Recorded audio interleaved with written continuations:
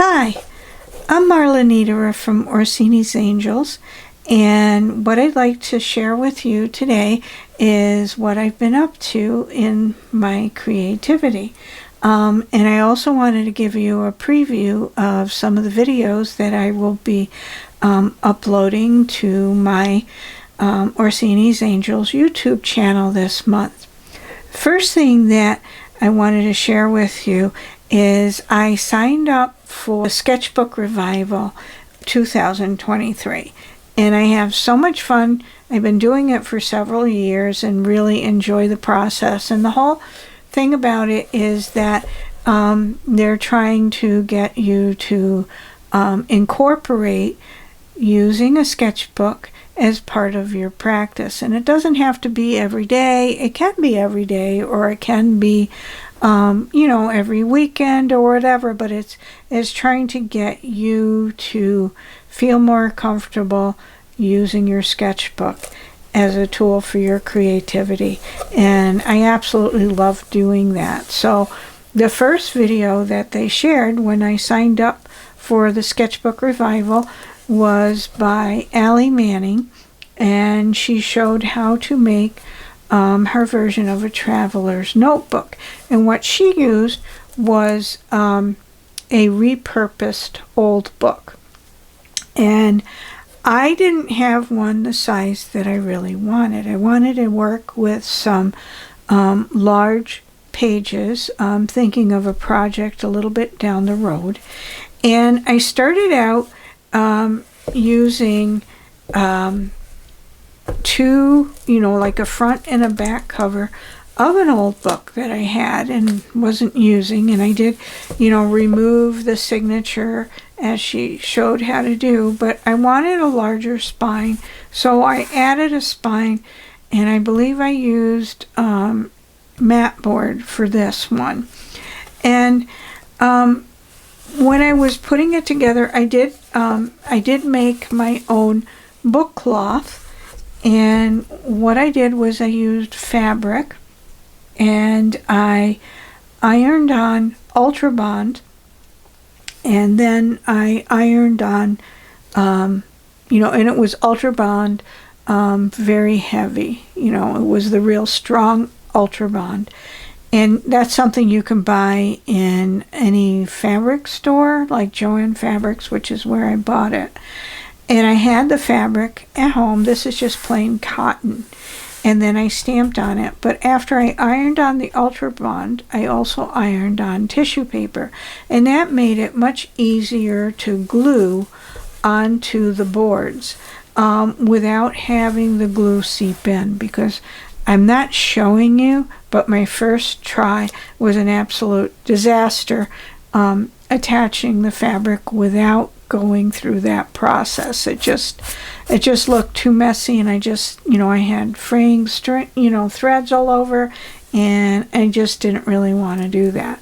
So I did this, and then I added scrapbooking paper for the back and front inside pages, and then I did another piece of fabric that I had on hand. So I was shopping all from my studio stash, and did the same thing where I ironed it onto the Ultra Bond and then also tissue paper before gluing it on.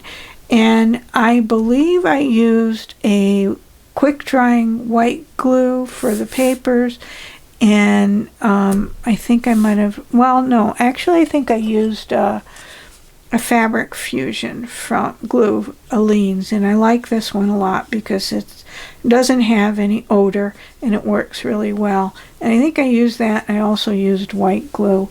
But anyway, I didn't like the fact that I didn't have enough room for the size papers that I wanted to add. And so what I did is this is my third try, which I actually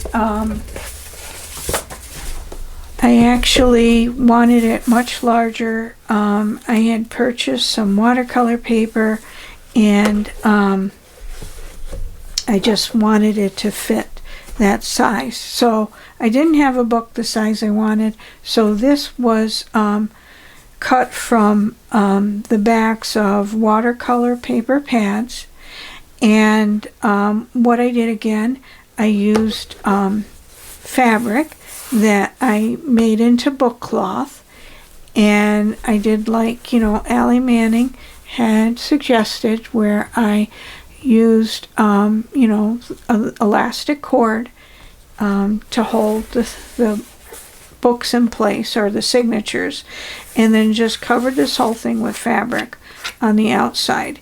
And I really like how it came out. But since I was using the backing from watercolor pads, paper pads, I found it was buckling a little bit while it was drying. So what I did is I just attached wax paper over it, and then laid some real heavy books while it was drying. And then what I did inside was, again, like this book, I had attached some paper, scrapbooking paper, and then over that I used the fabric again that I had treated with the Ultra Brown Bond, and also the tissue paper. So what I used for my signatures, I decided not to actually sew them in place as a tutorial recommended.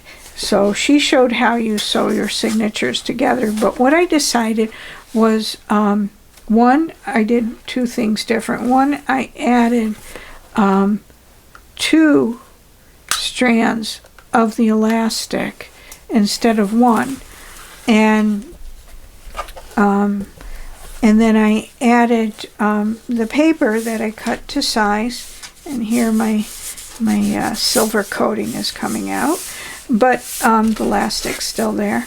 But anyway, so what I did was I tore the papers to the size that I wanted, and I had recently purchased these, and these are 90-pound watercolor paper arches, and I purchased both smooth and cold press. So the hot press was the smooth, and the cold press, which is a little more texture. So I wanted to do both in my book, and what I did is I had some paintings that I had done that I really didn't like, so I used those for the basis of the outer coverings of each folder. And then since I didn't sew the signatures in place, I thought while I was working on this project, I could pull out papers or add papers in whatever order I wanted. If I totally destroyed something, I don't have to worry about it. I can just pull it out and replace it. And so I did this, and I added 4 signatures to the book, and just kind of prepared it for my sketchbook project. So I hope you enjoyed this. And the other thing I wanted to share with you, and if you did, just look on the Sketchbook Revival website, just Google it, and they have it every year. And if you missed it this year, keep an eye out for it. They usually have it, you usually can see something about it starting in February, and definitely in March. And it's really just a delight. So, but what I wanted to share with you, as far as what I'm posting on the YouTube channel for you, I wanted to share with you that I am posting 3 different videos. There's a 3-part video, how to create a Groner doll inspired doll out of a clothespin, because that's the basis of the doll, and it's just a clothespin stand, and you can see this is just a plain clothespin. It's a flat style clothespin, and I bought it at a craft shop. I think it was Michael's. And then the arms are wire, and I also use some air dry clay. So I'll be giving you more details about that. And in and that'll be the first video. The second video, after I had sculpted everything, I will show you how I used acrylic paints to paint it. And then in the part 3 of the video, I will show you what I did to costume this. And I hope you enjoy it, and I hope you enjoyed my monthly vlog. And I will thank you for watching me. Thank you for following me. And I hope that you're enjoying a creative day, and I hope you enjoy the videos that I'm posting. So take care and talk to you soon. Bye now.